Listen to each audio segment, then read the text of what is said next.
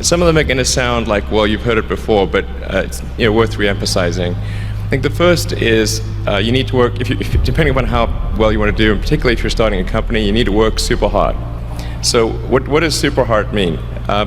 Well, when my brother and I were starting our first company, instead of getting an apartment, we just rented a small office and we slept on the couch. And we showered at the YMCA, and we're so hot up we had just one computer. So the website was up during the day, and I was coding at night, 7 days a week, all the time. And I sort of briefly had a girlfriend in that period, and in order to be with me, she had to sleep in the office. So work hard, like every waking hour. That's the thing I would say particularly if you're starting a company.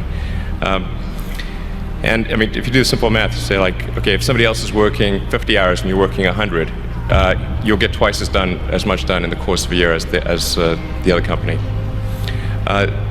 The other thing I'd say is that if you're creating a company or if you're joining a company, the most important thing is to attract great people. So either join a group that's amazing, that you really respect, or if you're building a company, you've got to gather great people. I mean, all a company is a group of people that have gathered together to create a product or service. And so depending upon how talented and hardworking that group is, and the degree to which they are focused cohesively in a good direction, that will determine the success of the company. So do everything you can to gather great people if you're creating a company. Then I'd say focus on signal over noise. A lot of companies get confused. They spend money on things that don't actually make the product better. So, for example, at Tesla, we've never spent any money on advertising. We put all of the money into R&D and manufacturing and design to try to make the car as good as possible. I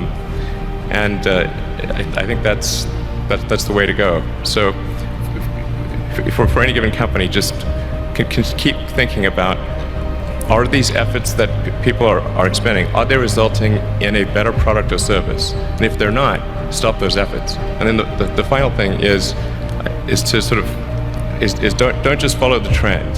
So you may have heard me say that it's good to think in terms of the physics approach, or first principles, which is, rather than reasoning by analogy, you boil things down to the most fundamental truths you can imagine, and you reason up from there.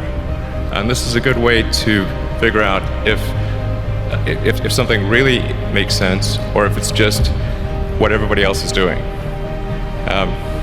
It's hard to think that way. You can't think that way about everything. It takes a lot of effort. But if you're trying to do something new, it's the best way to think. And that framework was developed by physicists to figure out counterintuitive things like quantum mechanics. So it's really a powerful method. Anyway, so that's, and then I think that the final thing I would encourage you to do is, now is the time to take risk. You don't have, you don't have kids, but as you get older, your obligations increase. So and once you have a family, you start taking risk not just for yourself, but for your family as well. It gets much harder to do things that might not work out. So now is the time to do that before you have those obligations. So I would encourage you to take risks now. Do something bold. You won't regret it. But there are a lot of negative things in the world. There's a lot of terrible things that are happening all over the world, all the time. There are lots of problems that need to get solved. There's lots of things that are miserable and kind of get you down. But life cannot just be about solving one miserable problem after another. That can't be the only thing. There need to be things that inspire you, that make you glad to wake up in the morning and be part of humanity. That's why we did this. This guy called Tsiolkovsky, one of the early Russian rocket scientists, the great saying, Earth is the cradle of humanity, but you cannot stay in the cradle forever.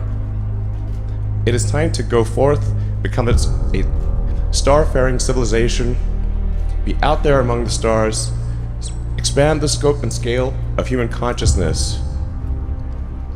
I find that incredibly exciting. That makes me glad to be alive. I hope you feel the same way. I read a quote from Arthur C. Clarke which said that a sufficiently advanced technology is indistinguishable from magic. And that's really true. If you go back, say 300 years, the things that we take for granted today would be, you'd be burned at the stake for.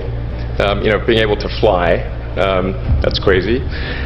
Being able to see over long distances, being able to communicate with the internet, a group mind of sorts, and having access to all the world's information instantly from almost anywhere on the earth. This is stuff that really would be magic, or would be considered magic in times past. In fact, I think it actually goes beyond that, because there are many things that we take for granted today that weren't even imagined in times past. They weren't even in the realm of magic. So it actually goes beyond that. So I thought, well, if I can do some of those things, basically if I can advance technology, then that's like magic, and that would be really cool. And I always had sort of a slight existential crisis, because I was trying to figure out what does it all mean? Like, what's the purpose of things? And I came to the conclusion that if we can advance the knowledge of the world, if we can do things that expand the scope and scale of consciousness, then we're better able to ask the right questions and become more enlightened, and that's really the only way forward. So I studied physics and business, because I figured in order to do a lot of these things, you need to know how the universe works, and you need to know how the economy works. And you also need to be able to bring a lot of people together to work with you to create something, because it's very difficult to do something as an individual if it's a significant technology. If you're going to create a company, the first thing you should try to do is create a working prototype. Everything looks great on PowerPoint. you can make anything work on PowerPoint. But if you have an actual demonstration article, even if it's in primitive form, that's much more effective for convincing people. I think the overarching point I want to make is that you guys are the magicians of the 21st century. Don't let anything hold you back. Imagination is the limit, and go out there and create some magic. Frankly, starting a company, I would advise people to have a high pain tolerance.